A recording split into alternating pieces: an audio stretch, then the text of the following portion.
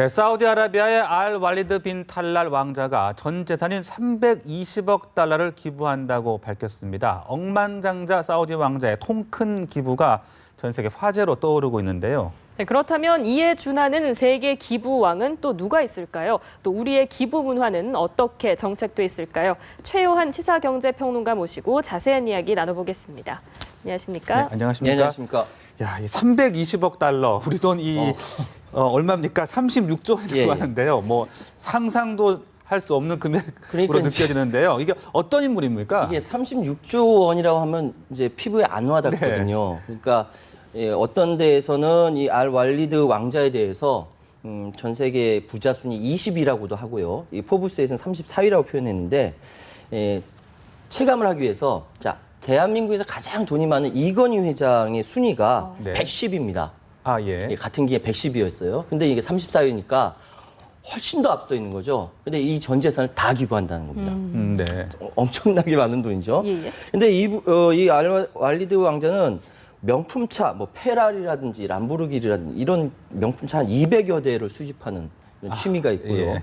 A380 세계에서 가장 큰 이제 개인 여객기를 개인 소유하고 있어서 기네스북에 오르기도 했습니다. 그런데 이게 뭐냐면 원래 사우디 왕자니까 금수저 물고 태어난 거 아니냐라고 얘기할 수 있죠. 네네. 그러니까 금수저를 물고 태어난 건 맞는데 이 재산은 예전에 아버지로부터 우리 돈으로 한 4억 5천만 원 정도 빌려가지고 그때 지금 투자 회사인 킹덤 홀딩을 세웠어요. 그때 대박이 나서 이렇게 큰 겁니다. 아, 예. 그러니까 결코 이제 자수성가형 부자지 예.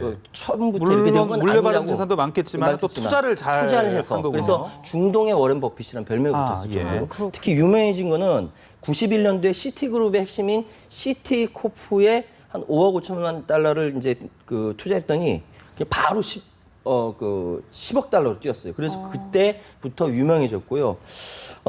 왕자니까 잘 사는 건 당연하겠죠. 예. 그런데 이렇게 그래도 자기 전 재산을 내준다라는 거, 네. 이거는 결코 쉬운 결단이 아니죠.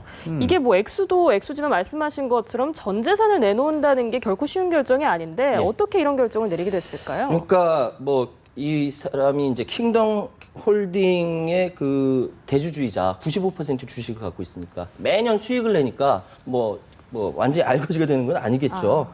그럼에도 불구하고 자기 자산을 이렇게 내놓는 건 결코 쉽지 않은데 예, 예.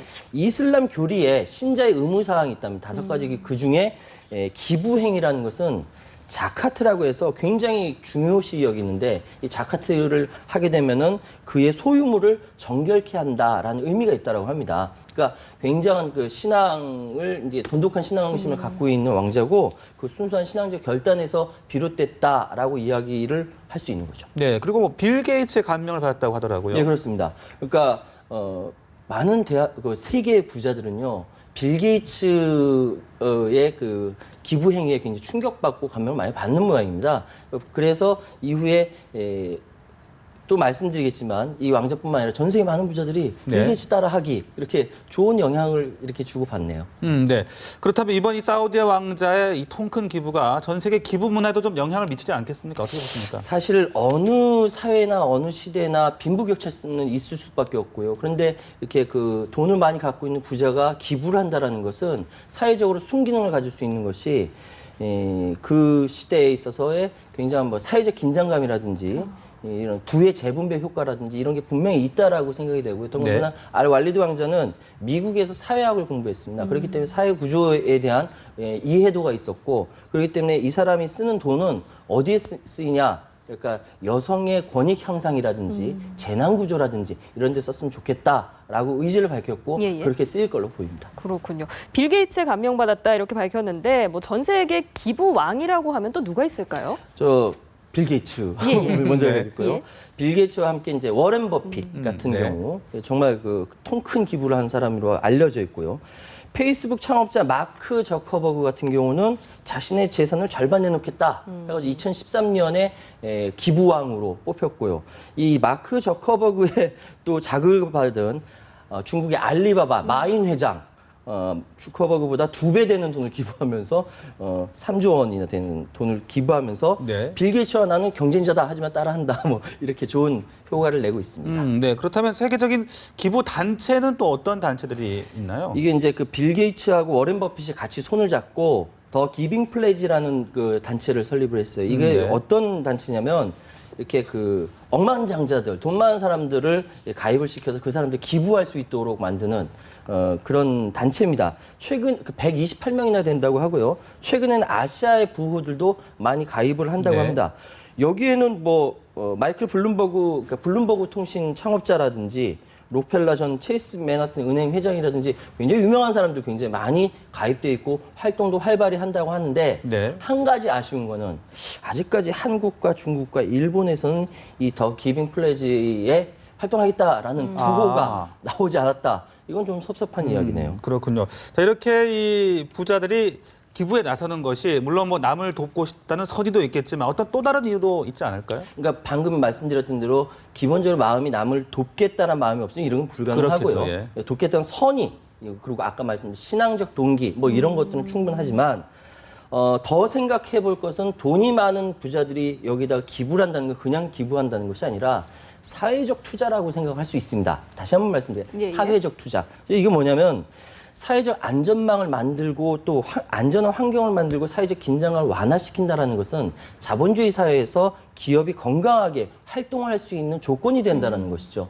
그래서 개인이 갖고 있는 선의에다가 사회적 투자로서의 사회 안전망이나 이런 것들을 만들어 간다는 것은 이것이 두 가지가 합쳐져서 좋은 효과를 낼 수 있는 것인데 이걸 굳이 이렇게 나쁘게 바라볼 필요는 없다라는 생각이 드네요. 물론 여기도 절세라든지 여러 가지 목적이 있겠죠. 예. 네. 그럼에도 불구하고 좋은 일이다라고 말씀드릴 수 있습니다. 그렇군요. 앞서 평론가님께서 그 더 기빙 플레이에 동참하는 한국 인사는 아직까지 없다 이 부분을 지적을 예. 해주셨는데 그럼에도 불구하고 국내에서도 좀 예. 기부 왕으로 불릴 수 있는 사람들이 있지 않습니까? 누가 있을까요? 그렇죠. 그러니까 아모레 퍼시픽에 예. 서경배 회장이 보니까 주식 부호 1위로 올랐어요. 네네. 이건희 회장을 좀 제치고요.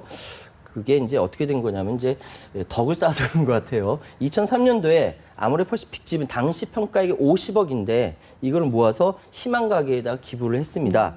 가족들하고 다 상의해서 모아가지고 한 거죠. 그런데 이걸 10년 뒤에 2013년도에 그 사회적 성과를 따져보니까 106억씩이나 됐더라라는 이야기가 있습니다. 그래서 그 덕을 쌓은 거 아니냐 뭐 이런 생각도 들고요. 네. 특히 이제 조창걸 한샘 명예회장 같은 경우는 우리나라에 미래전략 싱크탱크가 없다. 그렇기 때문에 미래전략 싱크탱크를 세워야 한다라는 목표로 4,500억 원가량 기부를 하겠다고 이야기했습니다. 이거야말로 제가 아까 말씀드렸던 사회적 투자의 아주 대표적인 사례다. 이렇게 말씀드릴 수 있고요. 그 외에도 이제 갑자기 그 벤처 붐으로 인해서 부호가 됐던 젊은 부호들 이 사람들도 대표적으로 벤처 자선 C 프로그램이라는 걸 만들어서 정말 벤처 자선 기금을 마련해서 사회적으로 의미 있는 데 쓴다 이렇게 하는데 우리나라도 조금씩 넓혀가고 있는 상황입니다. 네. 좀 전에 그 더 기빙 플레지 단체 소개를 해주셨는데 예. 우리나라에는 이런 기부 단체가 어떻게 운영이 되고 있습니까? 있습니다. 아너소사이트라고요. 그 사회적 공동모금회 이걸로 생각하시면 되고요. 현재 회원이 한 800명이 넘는다고 네. 하죠. 생각보다 많죠. 그러니까 대기업 총수들도 있고 그렇게 한 그런 사람들 한 400여 명 있다고 하고 우리 시청자 여러분께 잘 아실 만한 소속이는 탤런트 수혜 씨 그리고 또 축구 선수 출신인 박지성 씨 그리고 요즘 대세죠 수지 뭐 이렇게 예. 활동을 하고 있다고 하고요. 그런데 현재까지 집계된 아너소사이트 기부 1위는 익명의 제일 교포랍니다. 1월 밝히지 예. 않고 29억 원을 기부했다고 합니다. 그렇군요. 예. 오늘 이야기를 들어보니까 돈을 얼마나 기부하느냐도 중요하지만 그에 못지않게 얼마나 체계적으로 이거를 사용하느냐도 중요한 것 같은데요. 국내의 경우가 어떻습니까? 그러니까 우리나라는 뭐 기부 문화가 뭐 예전에 워낙 어렵게 살았기 때문에 그 체계가 안 잡힌 거는 이해를 합니다. 근데 이제 기부 문화가 제대로 자리 잡히지 못하다 보니까 거기에 대한 시스템도 갖춰져 있지 않은 거죠. 그러니까 자선가들이 어디에 얼마를 기부했다라고 보도가 나오는지 얼마를 했다라고 하면은 이제 다른 사람들 나도 좋은 일 하겠다 할 텐데 체계 안 되다 보니까 그리고 그런 기관이 부재합니다. 지금 통계청, 국세청, 보건복지부, 기재부 각각 기초적인 데이터베이스가 다 따로 이렇게 산재되어 있다 보니까 이런 것들이 체계가 안 돼 있다. 그런 시스템이 안 돼 있다라는 것이거든요. 예. 근데 이런 시스템을 만들어내는 것이 중요하다는 것이 제가 방금 말씀드렸던 정부만 가지고 이렇게 이야기할 수 있는 것이 아니라 그런 사회적인 투자를 통해 가지고 대한민국이 건강해질 수 있다라는 차원에서 이런 시스템 만드는 게 굉장히 중요하다는 생각합니다. 그럼 마지막으로 어떤 대안이 필요하다고 보시는지요? 더 근본적으로 말씀드리면요. 청부라고 하죠. 깨끗한 부. 그러니까 깨끗하게 부를 쌓는 것이 굉장히 중요한데 우리나라 같은 경우는 그리고 그런 청부들이 존경받는 사회가 만들어지는 것이 굉장히 중요한데 우리 사회에서는 이 부자들에 대해서 존경하는 문화가 부족하죠. 왜냐하면 우리의 과거 암울한 역사를 보면은 탈세하고 뭐 정경유착하고 하면서 부를 쌓는 거에 대한 부정적 인식이 굉장히 강했거든요. 네. 그렇기 때문에 실제로 통 큰 기부로 사회적 효과가 있다라고 알려야겠지만 기본적으로 깨끗한 부를 쌓는 환경을 만드는 것도 중요하고요. 이거를 통해 가지고 좋은 사례를 만드는 것. 예를 들어서 유한양행의 고 유일한 박사 같은 이런 사례를 많이 알려주는 것. 그래서 아주 돈이 있어야 기부하는 것이 아니라 작게도 기부할 수 있다. 한 달에 몇만 원씩만 기부할 수 있다라는 이런 것들이 생활화되는 것이 네. 우리 대한민국이 건강해지는 지름길이다. 이렇게 말씀드릴 수 있습니다. 네, 물론 X도 X지만 남을 돕는 그런 마음가짐이 그럼요. 또 중요할 것 같습니다. 도우세요 많이. 네, 오늘 말씀 잘 들었습니다. 감사합니다.